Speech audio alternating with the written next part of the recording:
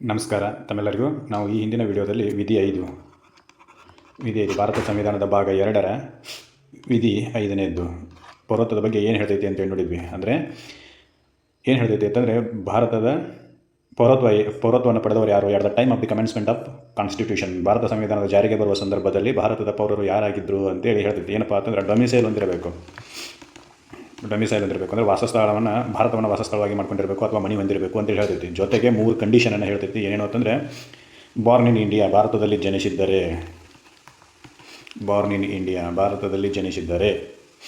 1ನೇ condition ಇದು. ಡೊಮಿಸೈಲನ್ನು ಹೊಂದಿರತಕ್ಕಂಥ ವ್ಯಕ್ತಿ ಭಾರತದಲ್ಲಿ ಜನಿಸಿದ್ದರೆ ಅವನು ಕೂಡ ಭಾರತದ ಪೌರ. ಯಾವಾಗ? ಭಾರತದಲ್ಲಿ ಸಂವಿಧಾನ ಜಾರಿಯಾಗುವ ಸಂದರ್ಭದಲ್ಲಿ. 2ನೇದ್ದು, ಅವರ ತಂದೆ ತಾಯಿಯರಲ್ಲಿ ಯಾರಾದರೂ ಒಬ್ಬರು ಭಾರತದಲ್ಲಿ ಜನಿಸಿದ್ದರೆ, ತಂದೆ ಅಥವಾ ತಾಯಿ ಇವರೊಳಗೆ ಯಾರಾದರೂ ಒಬ್ಬರು ಭಾರತದಲ್ಲಿ ಜನಿಸಿದರೆ ಆ ವ್ಯಕ್ತಿಯು ಕೂಡ ಭಾರತದ ಪೌರ. ಇನ್ನು 3ನೇದ್ದು, ಭಾರತ ಸಂವಿಧಾನ ಜಾರಿಯಾಗುವ ಸಂದರ್ಭದಲ್ಲಿ 5 ವರ್ಷಕ್ಕಿಂತ ಮುಂಚಿನಿಂದ ಸತತವಾಗಿ ಭಾರತದಲ್ಲಿ ನೆಲೆಸಿದ್ದರೆ ಅವನನ್ನು ಭಾರತದ ಪೌರ ಅಂತ ಕನ್ಸಿಡರ್ ಮಾಡ್ತೀವಿ ಅಂತ ವಿಧಿ 5 ಸಂಪೂರ್ಣವಾದ ಮಾಹಿತಿಯನ್ನು ನಮಗೆ ನೀಡಿತ್ತು. ಇವತ್ತು ವಿಧಿ 6ರ ಬಗ್ಗೆ ತಿಳ್ಕೊಳ್ಳೋಣ. ವಿಧಿ 5 ಈ ಭಾರತದ ರೇಖೆಯಲ್ಲಿನ ಒಳಗಿರ್ತಕ್ಕಂಥ ವ್ಯಕ್ತಿಗಳ ಬಗ್ಗೆ ಅಥವಾ ವಾಸಸ್ಥಾನವನ್ನು ಹೊಂದಿರತಕ್ಕಂಥ ವ್ಯಕ್ತಿಗಳ ಬಗ್ಗೆ ವಿಧಿ 5 ಹೇಳಿತ್ತು. ಏನು? ಭಾರತದ ಭೂಭಾಗದಲ್ಲಿ ವಾಸಸ್ಥಾನವನ್ನು ಹೊಂದಿದ್ರೆ ಅಷ್ಟೇ ಅಲ್ಲ, ಪೌರತ್ವ ಸಿಗ್ತೈತೆ ಅಂತ ಕೇಳಿದರೆ ಇಲ್ಲ, ಅದ್ರ ಜೊತೆಗೆ 3 ಕಂಡೀಷನನ್ನು ಫುಲ್ಫಿಲ್ ಮಾಡಬೇಕಾಗಿತ್ತು. ಅವನು ಭಾರತದಲ್ಲಿ ಜನಿಸಿರಬೇಕು. ಅವ ಜನಿಸಿರಲಿಲ್ಲ ಅಂದರೂ ನಡೀತೈತಿ. ಅವರ ತಂದೆ ತಾಯಿಯರಲ್ಲಿ ಯಾರಾದರೂ ಒಬ್ಬರು ಜನಿಸಿರಬೇಕು, ತಂದೆ ಅಥವಾ ತಾಯಿಯರಲ್ಲಿ, either of the both parents, ಈ ಇಬ್ಬರೊಳಗೆ ಒಬ್ಬರ ಜನಿಸಿರಬೇಕು ಅಂತ. ಇನ್ನು 3ನೇದು, ಭಾರತದಲ್ಲಿ ಜನಿಸದೇ ಇದ್ರೂ ನಡೀತೈತಿ, ತಂದೆ ತಾಯಿ ಜನಿಸದೇ ಇದ್ರೂ ನಡೀತೈತಿ. ಆದರೆ 3ನೇ ಕಂಡೀಷನ್ ಏನಿತ್ತು ಅಂತಂದ್ರೆ ಭಾರತದಲ್ಲಿ ಸಂವಿಧಾನ ಜಾರಿಯಾಗುವಕ್ಕಿಂತ ಮುಂಚಿನಿಂದ 5 ವರ್ಷದವರೆಗೆ ಸತತವಾಗಿ ಭಾರತದಲ್ಲಿ ನೆಲೆಸಿದ್ದರೆ ಅವನು ಕೂಡ ಭಾರತದ ಪ್ರಜೆ ಅಂಥೇಳಿ ಅಥವಾ ನಾಗರಿಕ ಅಂತೇಳಿ ಕನ್ಸಿಡರ್ ಮಾಡ್ತೀವಿ ಅಂತೇಳಿ ವಿಧಿ 5 ಹೇಳ್ತಿತ್ತು. ಯಾವಾಗ? ಈಗ ಮ್ಯಾಪ್ ಐತೆ, ನಮ್ಮ ಮ್ಯಾಪು, ಈ ಮ್ಯಾಪದ ಒಳಗಡೆ, ಭಾರತದ ಒಳಗಡೆ ಇದ್ದರೆ. ಇನ್ನು ವಿಧಿ 6 ಏನು ಹೇಳ್ತೈತಿ ಅನ್ನೋದನ್ನು ಸಂಪೂರ್ಣವಾಗಿ ನೋಡೋಣ. ವಿಧಿ 6 ಏನು ಹೇಳ್ತೈತಿ ಅಂತಂದರೆ ವಿಧಿ 6ನ್ನು ಭಾರತದ ಸಂವಿಧಾನದಲ್ಲಿ ಸೇರ್ಪಡೆ ಮಾಡೋಕ್ಕೆ ಒಂದು ಕಂಡೀಷನ್, ಒಂದು ಕಾರಣನೂ ಐತಿ. ಆ ಕಾರಣ ಯಾವುದು ಅಂತಂದರೆ ನಮಗೆ ಆಗಸ್ಟ್ 15, 1947 ಸ್ವತಂತ್ರ ಸಿಕ್ತು. ಆವಾಗ ಏನಾಗಿತ್ತು ಅಂತಂದರೆ ಭಾರತ ಮತ್ತು ಪಾಕಿಸ್ತಾನ ಅಂತೇಳಿ 2 ತುಂಡುಗಳಾದವು. ಭಾರತ ಮತ್ತು ಪಾಕಿಸ್ತಾನ ಅಂತೇಳಿ ಅಖಂಡ ಭಾರತವನ್ನು ಒಡೆದು 2 ಸ್ವತಂತ್ರ ದೇಶಗಳನ್ನಾಗಿ ಮಾರ್ಪಾಡು ಮಾಡಿದ್ರು. ಆವಾಗ ಕೆಲವೊಂದಿಷ್ಟು ಜನ ಪಾಕಿಸ್ತಾನದಿಂದ ಮತ್ತು ಈಗಿನ ಬಾಂಗ್ಲಾದೇಶದಿಂದ, ಇದನ್ನು ಮೊದಲು ಪೂರ್ವ ಪಾಕಿಸ್ತಾನ ಅಂತ ಕರೀತಿದ್ರು ಬಾಂಗ್ಲಾದೇಶವನ್ನು, ಆಮೇಲೆ ಪಾಕಿಸ್ತಾನವನ್ನು ಪಶ್ಚಿಮ ಪಾಕಿಸ್ತಾನ ಅಂತ ಕರೀತಿದ್ರು. ಯಾವಾಗ ಭಾರತ ಇಬ್ಬಾಗ ಆಯಿತು, ಪೂರ್ವ ಪಾಕಿಸ್ತಾನದಿಂದ ಮತ್ತು ಪಶ್ಚಿಮ ಪಾಕಿಸ್ತಾನದಿಂದ ಬಂದಿರತಕ್ಕಂಥ ವ್ಯಕ್ತಿಗಳು ಭಾರತದ ಪ್ರಜೆಗಳು ಹೌದು ಅಲ್ಲೋ ಅಂತೇಳಿ, ಭಾರತದ ನಾಗರಿಕತ್ವವನ್ನು ಪಡೆದಾರೋ ಇಲ್ಲೋ ಅಂತೇಳಿ ಡೆಫಿನಿಷನನ್ನು ಕೊಡಬೇಕಾಗಿತ್ತು. ಅದಕ್ಕೆ ವಿಧಿ 6ನ್ನು ತೊಗೊಂಡ್ಬಂದರು. ವಿಧಿ 6 ಯಾರ ಬಗ್ಗೆ ಹೇಳ್ತೈತಿ ಅಂತಂದರೆ, ಇದು ಡಿವೈಡ್ ಆಗಿರ್ತಕ್ಕಂಥ ಪಾಕಿಸ್ತಾನದಿಂದ ಭಾರತಕ್ಕೆ ವಲಸೆ ಬಂದ, ಯಾರ ಬಗ್ಗೆ ಹೇಳ್ತೈತಿ ಅಂದರೆ ಪಾಕಿಸ್ತಾನದಿಂದ ಭಾರತಕ್ಕೆ ವಲಸೆ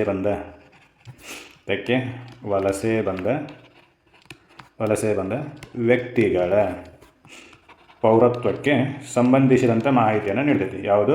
ವಿಧಿ 6. ಹಾಗಾದ್ರೆ ವಿಧಿ 6 ಏನು ಹೇಳ್ತೈತಿ ಅನ್ನೋದನ್ನು ಸಂಪೂರ್ಣವಾಗಿ ನೋಡೋಣ. ವಿಧಿ 6 ಏನು ಹೇಳ್ತೈತಿ ಅಂತಂದ್ರೆ, ಸಂವಿಧಾನದ ಕಲಂ 5 ಹೊರತುಪಡಿಸಿದಂತೆ ನಾಟ್ ವಿತ್ ಸ್ಟ್ಯಾಂಡಿಂಗ್ ಅಂತ ಹೊರತುಪಡಿಸಿದಂತೆ ಯಾವ ವ್ಯಕ್ತಿ ಪಾಕಿಸ್ತಾನದಿಂದ ಭಾರತಕ್ಕೆ ಬಂದಿರುತ್ತಾನೋ, migrated from Pakistan to India ಬಂದಿರುತ್ತಾನೋ, ಅವನು ಅಥವಾ ಅವಳು ಭಾರತದ ನಾಗರಿಕರಾಗಿರ್ತಾರೆ. ಯಾವ ವ್ಯಕ್ತಿಯಲ್ಲಿ ಅವನೂ ಇರ್ತಾರೆ, ಅವಳು ಹೆಣ್ಣು ಇರ್ತೈತಿ, ಗಂಡೂ ಇರ್ತೈತಿ. ಹೀಗಾಗಿ ಯಾವ ವ್ಯಕ್ತಿ ಭಾರತದಿಂದ ಪಾಕಿಸ್ತಾನಕ್ಕೆ ಬಂದಿರ್ತಾನೋ ಅವನು ಅಥವಾ ಅವಳು, ಆ ವ್ಯಕ್ತಿ ಭಾರತದ ನಾಗರಿಕರಾಗಿರುತ್ತಾರೆ ಅಂತ ಹೇಳ್ತೈತಿ. ಯಾವಾಗಿಂದ? ಭಾರತ ಸಂವಿಧಾನ ಜಾರಿಗೆ ಬಂದಾಗಿನಿಂದ 26/1/1950ಕ್ಕೆ ಅನ್ವಯವಾಗುವಂತೆ ಅವನು ಭಾರತದ ಪ್ರಜೆಯಾಗಿರುತ್ತಾನೆ. ಅವನು ಅಥವಾ ಅವಳು ಭಾರತದ ಪ್ರಜೆಯಾಗಿರುತ್ತಾರೆ. ಆದರೆ ಒಂದು ಕಂಡೀಷನ್ ಇಲ್ಲಿನೂ ಫುಲ್ಫಿಲ್ ಮಾಡಬೇಕಾಗೈತಿ. ಏನಪ್ಪ ಅಂತಂದ್ರೆ, ಈ ಯಾರು ಪಾಕಿಸ್ತಾನದಿಂದ ಭಾರತಕ್ಕೆ ಬಂದಿರ್ತಾರೋ ಅವರು ಅಖಂಡ ಭಾರತ 1935 ಭಾರತ ಸರ್ಕಾರದ ಕಾಯ್ದೆಯಲ್ಲಿ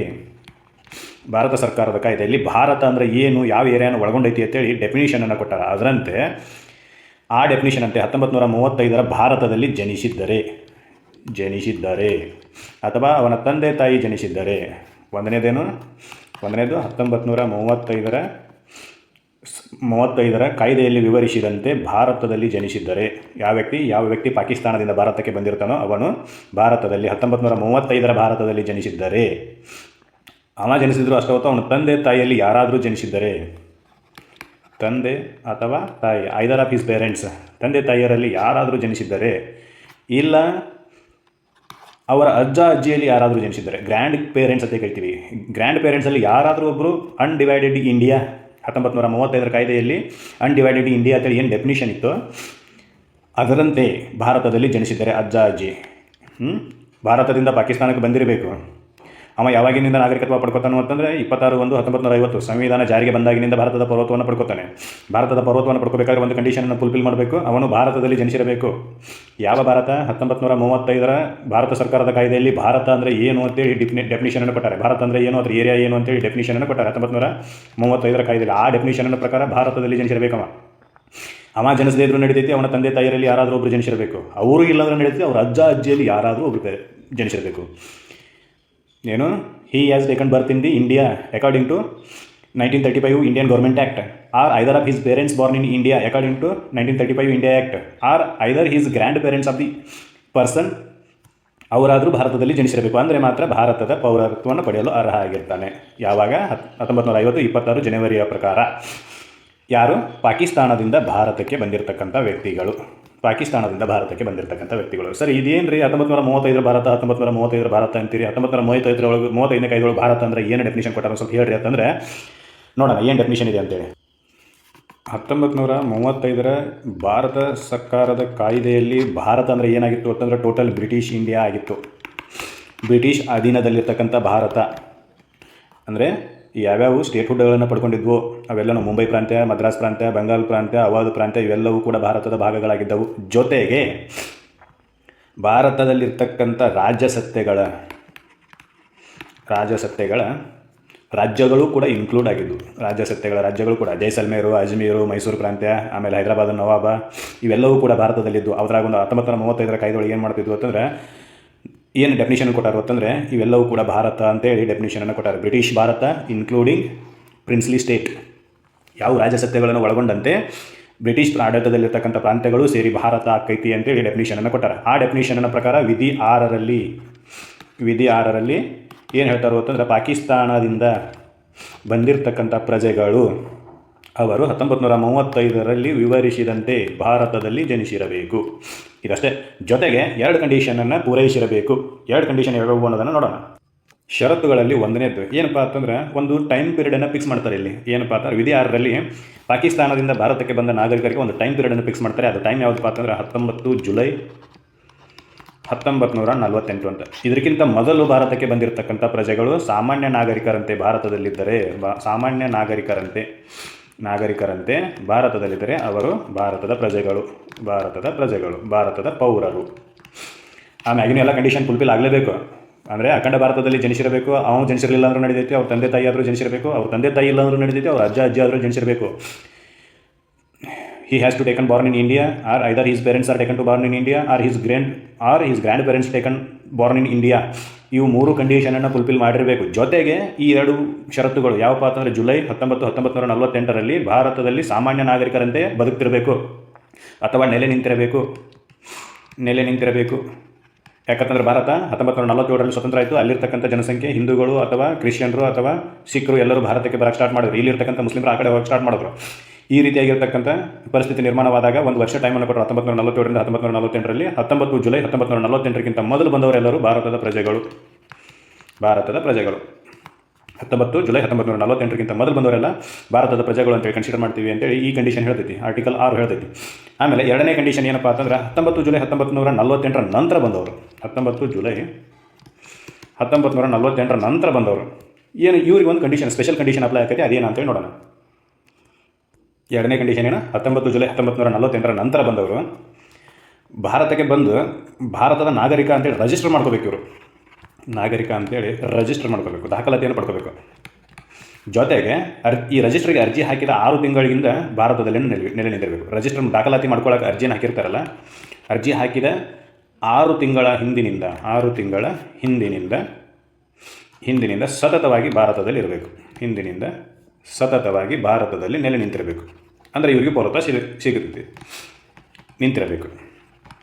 ಏನೇನು 1948 ಜುಲೈ 19 ನಂತರ ಬಂದವರು ಭಾರತದ ನಾಗರಿಕರಾಗ್ತಾರೆ. ಯಾವಾಗಪ್ಪ ಅಂತಂದ್ರೆ ನಾಗರಿಕತ್ವಕ್ಕೆ ಅರ್ಜಿ ಹಾಕಬೇಕು. ಅವರು ನಾಗರಿಕತ್ವಕ್ಕೆ ಅರ್ಜಿ ಹಾಕಬೇಕು, ನಮಗೂ ಭಾರತದ ನಾಗರಿಕತ್ವ ಕೊಡ್ರಿ ಅಂತೇಳಿ. ಯಾರು ಪಾಕಿಸ್ತಾನ ಮತ್ತು ಬಾಂಗ್ಲಾದೇಶದಿಂದ, ಈಗಿನ ಬಾಂಗ್ಲಾದೇಶದಿಂದ ಬಂದಿರತಕ್ಕಂಥ ನಾಗರಿಕರು ಭಾರತಕ್ಕೆ ಕೇಳ್ಕೋಬೇಕು, ನಾವು 19 ಜುಲೈ 1948 ನಂತರ ಬಂದಿವ್ರಿ, ನಮಗೆ ನಾಗರಿಕತ್ವ ಕೊಡ್ರಿ ಅಂತೇಳಿ ಒಂದು ಅಪ್ಲಿಕೇಶನ್ ಹಾಕಬೇಕು. ಅಪ್ಲಿಕೇಶನ್ ಯಾವ ದಿನ ಹಾಕಿರ್ತಾರಲ್ಲ ಅದರಿಂದ ಹಿಂದೆ 6 ತಿಂಗಳ ಕಾಲ ಸತತವಾಗಿ ಭಾರತದಲ್ಲಿ ನೆಲೆ ನಿಂತಿರಬೇಕು. ಈಗ ನಾವು ಜುಲೈ 1ನೇ ತಾರೀಕು ಅಪ್ಲಿಕೇಶನ್ ಹಾಕಕತ್ತೀವಿ ಅಂತಂದರೆ ಜನವರಿ 1ನೇ ತಾರೀಕು ಹಿಡಿದ ಕಂಟಿನ್ಯೂಸ್ ಆಗಿ ಭಾರತದಲ್ಲೇ ಇರಬೇಕು ಅವರು. ಮತ್ತು ಒಂದು ದಿವಸ ಭಾರತದಲ್ಲಿ ಇರೋದು 4 ದಿವಸ ಮತ್ತು ಯಾವುದೋ ಬೇರೆ ದೇಶದಲ್ಲಿದ್ದರೆ ಅವರು ಭಾರತದ ನಾಗರಿಕತ್ವ ಪಡೆಯೋಕೆ ಅರ್ಹರಲ್ಲ ಅಂತೇಳಿ ಕ್ಲಿಯರ್ ಕಟ್ಟಾಗಿ ಹೇಳ್ತೈತಿ. ಯಾವುದು ಭಾರತದ ಸಂವಿಧಾನದ ವಿಧಿ 6. ಇದ್ರದ್ದು ಗ್ಲಾನ್ಸ್ ನೋಡೋದಾದರೆ, ಈಗೆಲ್ಲನೂ ವಿವರಣೆಯನ್ನು ನೋಡಿದ್ವಿ. ಜಸ್ಟ್ ಗ್ಲಾನ್ಸ್ ನೋಡೋದಾದರೆ, ಪಾಕಿಸ್ತಾನದಿಂದ ಭಾರತಕ್ಕೆ ಬಂದ ಪ್ರಜೆಗಳು ಕೂಡ ಭಾರತದ ಪ್ರಜೆಗಳು ಅನಿಸ್ಕೋತಾರೆ ಅಥವಾ ನಾಗರಿಕತ್ವವನ್ನು ಪಡ್ಕೋತಾರೆ. ಯಾವಾಗ ಅಂತಂದ್ರೆ ಅವ ಭಾರತದಲ್ಲಿ ಜನಿಸಿರಬೇಕು. ಯಾವ ಭಾರತದಲ್ಲಿ? 1935 ಭಾರತ ಸರ್ಕಾರ ಕಾಯ್ದೆ ಹೇಳಿರ್ತಕ್ಕಂಥ ಭಾರತದಲ್ಲಿ ಜನಿಸಿರಬೇಕು. ಅವ ಜನಿಸಿರಬೇಕು. ಇರಲ್ಲ ಅಂತಂದ್ರೆ ಅವರ ತಂದೆ ಅಥವಾ ತಾಯಿಯರಲ್ಲಿ ಯಾರಾದರೂ ಒಬ್ಬರು ಭಾರತದಲ್ಲಿ ಜನಿಸಿರಬೇಕು, ಅಥವಾ ಅವರ ಅಜ್ಜ ಅಥವಾ ಅಜ್ಜಿಯಲ್ಲಿ ಯಾರಾದರೂ ಒಬ್ಬರು ಭಾರತದಲ್ಲಿ ಜನಿಸಿರಬೇಕು. ಇಷ್ಟು ಕಂಡೀಷನ್ ಫುಲ್ಫಿಲ್ ಮಾಡಿದ್ರೆ ಅವ್ರಿಗೆ ಭಾರತದ ನಾಗರಿಕತ್ವ ಸಿಗ್ತೈತೆ ಅಂತ ಕೇಳಿದ್ರೆ ಇಲ್ಲ. ಅದರೊಳಗೆ ಏನಾಗಬೇಕು ಅಂತಂದ್ರೆ 19 ಜುಲೈ 1948 ಮೊದಲು ಬಂದವರು ಸಾಮಾನ್ಯ ನಾಗರಿಕರಂತೆ ಭಾರತದಲ್ಲೇ ಇದ್ದರು ಅಂತಂದ್ರೆ ಅವ್ರಿಗೆ ನಾಗರಿಕತ್ವ ಸಿಗ್ತೈತಿ. ಆದರೆ 19 ಜುಲೈ 1948 ನಂತರ ಬಂದರು ಅಂತಂದರೆ ಅವರು ರಿಜಿಸ್ಟರ್ ಮಾಡ್ಕೋಬೇಕು, ಅಪ್ಲಿಕೇಶನ್ ಹಾಕಬೇಕು, ರಿಜಿಸ್ಟರ್ ಮಾಡಬೇಕು, ನಾವು ಭಾರತ ನಾಗರಿಕತ್ವವನ್ನು ಪಡೆಯಾಕತ್ತೀವಿ, ನಮಗೂ ಕೊಡ್ರಿ ಅಂತೇಳಿ. ಆಮೇಲೆ ಆ ರಿಜಿಸ್ಟರ್ಗೆ ಅರ್ಜಿ ಹಾಕಿದ 6 ತಿಂಗಳಿಂದ ಭಾರತದಲ್ಲೇ ನೆಲೆ ನಿಂತಿರಬೇಕು. ಇದಿಷ್ಟು ಕಂಡೀಷನನ್ನು ಫುಲ್ಫಿಲ್ ಮಾಡಬೇಕು. ಯಾರು? ವಿಧಿ 6ರ ಪ್ರಕಾರ ಪಾಕಿಸ್ತಾನದಿಂದ ಭಾರತಕ್ಕೆ ಬಂದಿರತಕ್ಕಂಥ ನಾಗರಿಕರು. Who has migrated from Pakistan to India, those peoples are compulsory fulfil the conditions that he has born in India according to 1935 Indian Government Act, or either his parents of the person has to born in India, or either his grandparents were taken born in India according to 1935 Indian Act. Apart from this, 2 other conditions has to be fulfilled. Those conditions are, who has come before the 19 July 1948, he has the Indian citizen, and after coming the 19 July 1948 he has to comply with the registration, and he has residing in India continuously 6 months when he has applied for citizenship ಅಂತೇಳಿ ಈ 2 ಕಂಡೀಷನ್ಗಳನ್ನು fulfil ಮಾಡಬೇಕಾಗೈತಿ. ಯಾರು? ಈ ಪಾಕಿಸ್ತಾನದಿಂದ ಭಾರತಕ್ಕೆ ಬಂದಿರತಕ್ಕಂಥ ವ್ಯಕ್ತಿಗಳು. ಅವರು ಭಾರತದ ನಾಗರಿಕತ್ವವನ್ನು ಪಡ್ಕೊಳ್ಬೇಕಾದ್ರೆ ಪಾಕಿಸ್ತಾನದಿಂದ ಬಾಂಗ್ಲಾದೇಶಕ್ಕೆ ಬಂದಿರತಕ್ಕಂಥ ನಾಗರಿಕರ ಬಗ್ಗೆ ಅಥವಾ ವ್ಯಕ್ತಿಗಳ ಬಗ್ಗೆ ಅವರು ಭಾರತದ ಪೌರತ್ವವನ್ನು ಹೊಂದಬೇಕು ಅಂತೇಳಿ ಏನಾದರೂ ಅಂದ್ಕೊಂಡಿದ್ರೆ ಅವರು ವಿಧಿ 6ರ ಪ್ರಕಾರ ಪೌರತ್ವವನ್ನು ಹೊಂದಿರಬೇಕು. ಅಥವಾ ವಿಧಿ 6 ಏನು ಹೇಳ್ತೈತಿ ಅಂತಂದರೆ ಪಾಕಿಸ್ತಾನದಿಂದ ಭಾರತಕ್ಕೆ ವಲಸೆ ಬಂದ ವ್ಯಕ್ತಿಗಳ ನಾಗರಿಕತ್ವದ ಬಗ್ಗೆ ಡೀಟೇಲ್ ಆಗಿ ಮಾಹಿತಿ ಕೊಡ್ತೈತಿ ಅಂತೇಳಿ ನೋಡಿದ್ವಿ. ಇದಿಷ್ಟು ವಿಧಿ 6ರ ಬಗ್ಗೆ.